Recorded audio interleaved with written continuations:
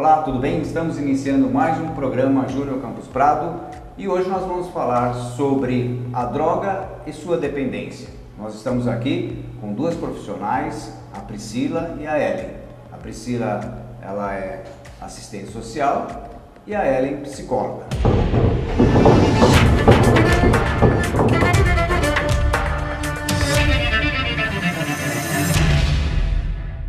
Queria começar com você, que é psicóloga, te conhecer um pouco mais, as pessoas poderem te conhecer um pouco mais no sentido de como que você, como psicóloga, se interessou por esse assunto. Pela dependência química?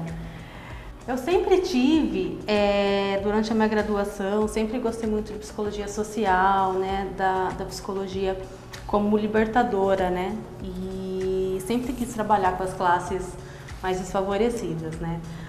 Na verdade, a dependência química, ela veio como uma oportunidade mesmo, né? Eu me especializei em saúde mental e dentro da especialização surgiu a oportunidade de trabalhar com dependência química e eu abracei. Foi aí onde eu me especializei, né? Mas foi um processo natural do trabalho, assim, né? Da minha busca, mas não foi algo que, eu vou trabalhar com isso. Né, aconteceu, se deu e eu abracei e a partir daí foi onde eu me aprofundei, fui buscar conhecimento para lidar com a causa. Entendi. Que bom. E a Priscila, que é assistente social, como é que você acabou entrando, né? Assim, claro, porque é muito amplo, né? Assistente social, existe é uma área que tem várias atividades. No caso, que você, né, hoje atua bastante nesse setor também, como que foi que você iniciou? Assim, os meus primeiros contatos, né, com dependente foram no estágio mesmo, né? Eu vinha de um estágio de CREAS e então eu já tinha tido esse contato, né, de atendimento, em visita familiar e tudo mais. E aí quando veio essa oportunidade de trabalhar na comunidade, né, e na verdade a causa é apaixonante, né? Porque a dedicação, né? O dia a dia ali, né? Esse processo de recuperação. Então, mesmo assim, dentro da parte social, né?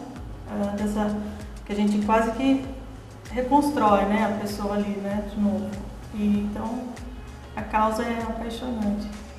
Que bom, é bem interessante, eu acredito que seja uma grande, você percebe a transformação, né, de um trabalho de vocês, a influência de vocês em cima de um ser humano que você acaba ajudando, né? Então realmente deve ser muito satisfatório quando você percebe que a pessoa ela se transformou. Né?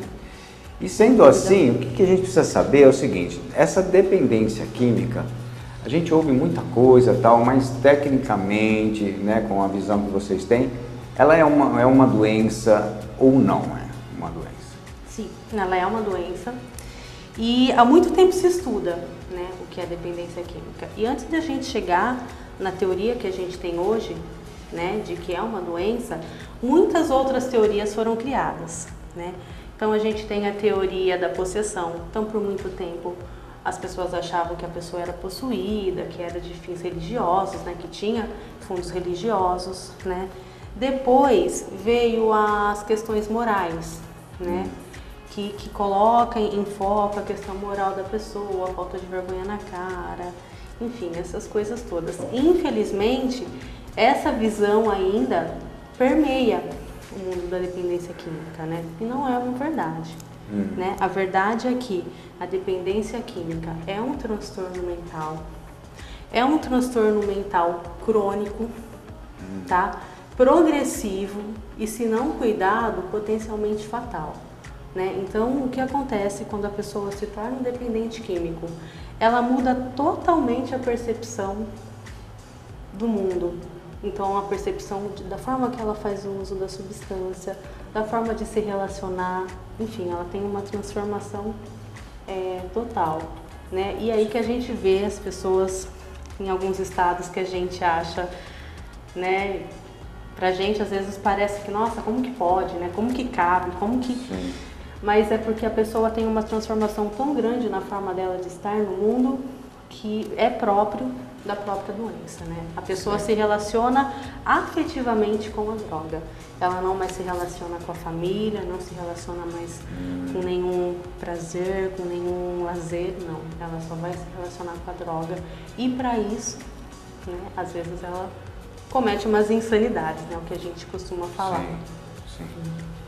E aí, por isso, chama dependência química, né? Que realmente a pessoa fica dependente. Ela para de ser, né, independente, ou seja, você ter controle dos seus atos. Sim. E passa a fazer coisas que... E não tem escolha, ela não tem mais escolha sobre a vida dela, né? Sim. A única escolha ela é conduzida pela aquela pelo uso da necessidade substância, química, que é química, mas como você falou, que tem um fundo, né, psicológico, um fundo de afetividade, né? Que você... Muito. Eu trabalho até isso com eles, eu falo, vocês acham que a dependência é só química?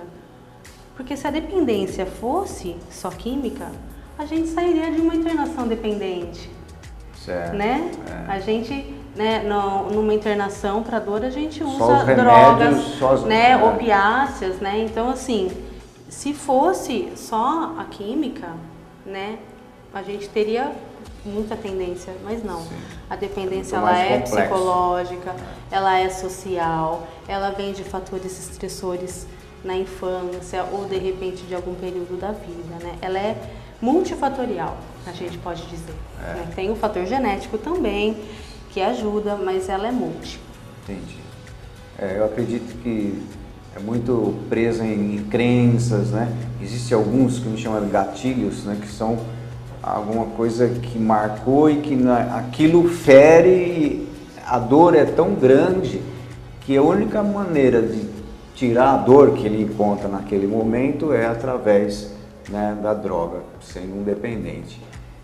Priscila, agora você, como é que é então esse lado né, de dependência, você como assistente social, como é que você cuida dessa situação?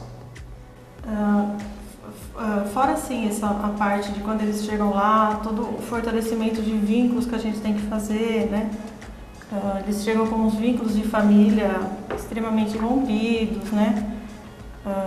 A família então já está bem estressada da situação, né? Então a gente tem que ir fortalecendo isso, né? Ao longo, né, do acolhimento.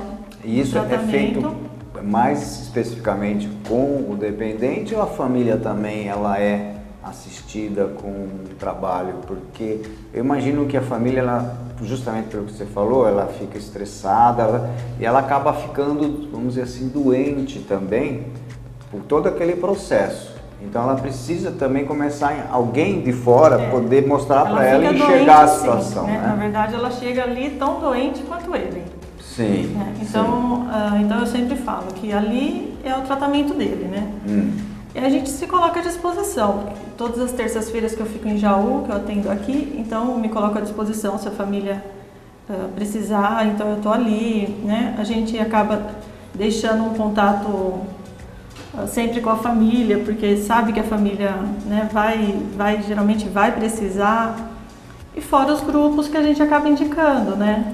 O grupo de autoajuda para a família mesmo, né? Que aí eles vão trabalhar a família aqui fora, então a gente trata lá, eles... E nós temos uma reunião mensal, não é mensal, a cada 15 dias. Com a família. Com a família. Então eles já fazem a visita para os acolhidos, né? E a gente já faz a reunião com eles. Então é esse contato também que a gente acaba tendo. E aí geralmente a gente vai pegar um tema para trabalhar, um tema de codependência, de fortalecimento, né? De outros...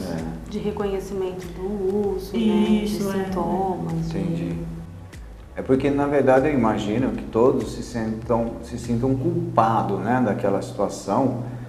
Muitas vezes os pais se sentem, tem um porquê, pelo menos fica se perguntando por que meu filho é assim, muitas vezes, né? Porque eu acredito que a ignorância, no sentido, né, da falta de conhecimento desse todo esse processo, é uma grande causa, até mesmo para piorar esse processo, né? Porque começa a ter culpas, começa a condenar, a julgar, e às vezes parte para um lado que vai piorar psicologicamente, né, a cabeça do próprio dependente. A gente tenta trabalhar nessas reuniões a questão da culpa, a questão de muitas vezes os pais quererem ser videntes e já saber, sim, né? Eles mesmos acabam às vezes colocando o indivíduo naquela situação. Sem eles perceberem, eles levam, colaboram para né? isso. Então a gente tenta trabalhar essa questão da codependência, é muito importante.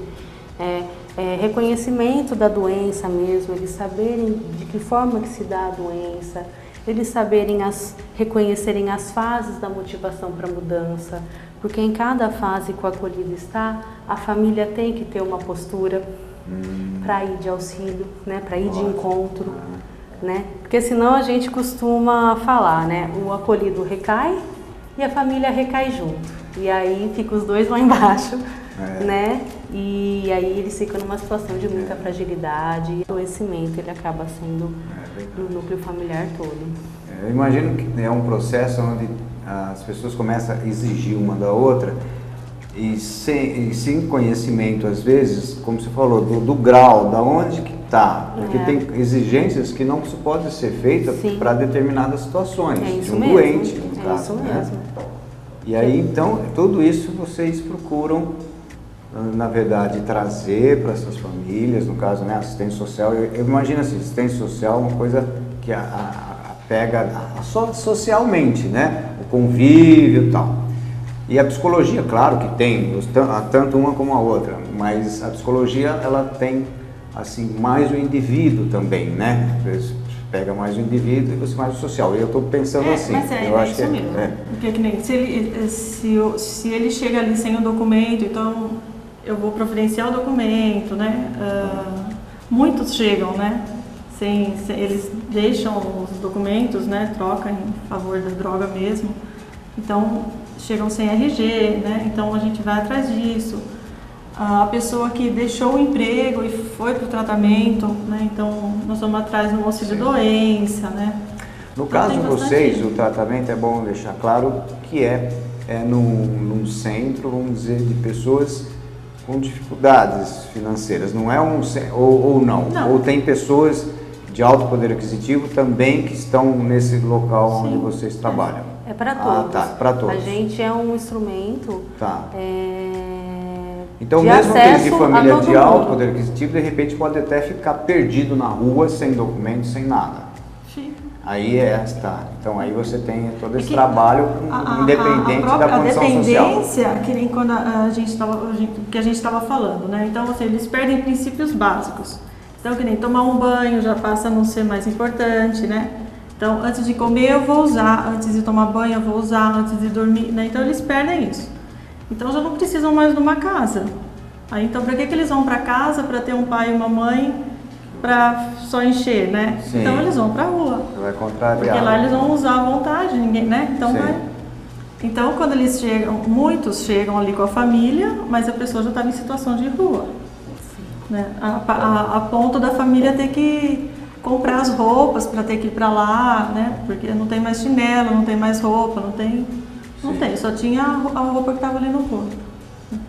Ou então alguns da família acolhe antes de ir para lá, né? Para tomar um banho, para ir para lá. Acontece muito. Sim. E eles também, além de não dar sentido, eles também começam a vender, né? As coisas ou trocar pela droga. Sim, né? E falam, ele trocou toda a roupa, não tem mais nada, né? E se a família deixar o acesso à casa, então ele vai levar tudo que tem na casa. Entendi, começa a sumir as coisas dentro de casa. Isso muitas vezes se acredita que tenha pais que não percebam muito rápido, eu acredito, né? Não sei. Assim, a questão da droga de um filho, por exemplo, tem pais que acham que o filho nunca vai usar droga e ele está usando. Aí o filho vai começar a perceber, quer dizer, os pais começam a perceber que a faltar coisas dentro de casa. Quer dizer, como é que começa a perceber? Justamente como você falou, né? Os comportamentos, os hábitos daquele jovem, vamos dizer que a gente está falando em jovem, né? Porque eu acho que a grande maioria, ele começa a mudar o comportamento. E aí a pessoa a família, é importante que a família perceba isso, né? Quanto antes. Porque o tratamento, quanto antes for feito, mais rápido, eu acho que mais eficaz ele é. Eu acho que tem duas coisas aí que é importante a gente desmistificar. A primeira, classe social, né? Tá. A gente, como vê as pessoas naquela condição, a gente tem a impressão que são pessoas de classe social inferiores, e não é verdade. O transtorno por uso de substância, ele acomete qualquer pessoa de qualquer classe social, né? Quanto a ser jovens, a maioria deles começam assim o uso precocemente, né? E inclusive começar o uso precocemente é um dos fatores que predispõe à dependência no futuro. Tá. Mas não necessariamente. A gente percebe ali no serviço que os mais novos, eles têm muito mais dificuldade de passar pelo processo terapêutico do que a pessoa que é mais velha, que já perdeu, né, que já teve grandes perdas bem significativas, né? Então a gente às vezes percebe talvez o jovem até pela imaturidade, né, por aquela impulsividade, aquele sentir, eles acabam tendo um pouco mais de dificuldade no processo terapêutico. Mas sem dúvida, ele levando o processo terapêutico quanto mais novo, quanto mais cedo, muito mais fácil do processo se dar com sucesso, né? Mas o processo também vai ser contínuo, vai ser progressivo e vai melhorando a qualidade de vida dessa pessoa com o passar dos anos que ele consegue ficar longe da substância. A gente vê o dano da bebida hoje, que é uma droga lícita, né? Que é lícita e que é divulgada, é até estimulada, como um dano muito grande. A abstinência do álcool é pior do que das outras substâncias. A pessoa pode morrer na abstinência do álcool, sabe? É muito difícil. E o dificultoso, na hora de reorganizar a vida dessa pessoa, acaba sendo muito mais difícil, porque ela vai voltar para a sociedade, como que ela vai se afastar disso? Né? O das outras substâncias, ele evitando alguns lugares, né? Claro que hoje a droga está bastante em todos os ambientes, mas ele consegue evitar alguns lugares, né? Refazer alguns círculos sem.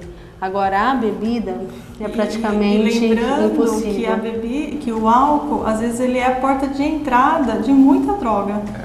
Porque se a pessoa não beber, ela não busca a droga. Entendi. Isso é relato deles. Eles falam, se eu tomo uma cervejinha, ele perde o filtro. Entendi. E aí é onde ele vai em busca, né?